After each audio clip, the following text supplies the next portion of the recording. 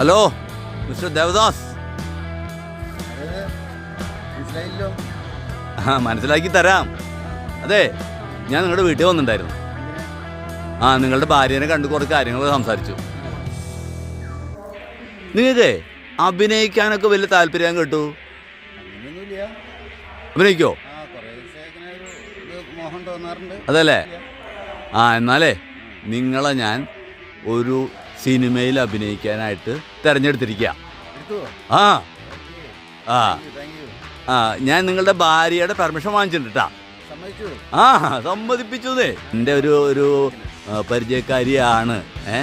ഞാനാളെ ഒരു IT training ഒക്കെ കൊടുത്തിട്ടുണ്ട്. അപ്പം അതിൻ്റെ ബലത്തിൽ അതെ അതിൻ്റെ ബലത്തിൽ ഞാൻ സമ്മതിപ്പിച്ചിട്ടുണ്ട്. ഞങ്ങളുടെ വെബ് സീരീസ് ഉണ്ട്, മണ്ണുണ്ണി മാമനും ചീങ്കണ്ണി മാഷും. അതിൽ മണ്ണുണ്ണി മാമനായിട്ട് സാർ അഭിനയിക്കണം. ഓക്കെ, അപ്പം നമുക്ക് അടുത്ത ദിവസം ഷൂട്ടിങ്ങിന് കാണാം. ഓക്കെ.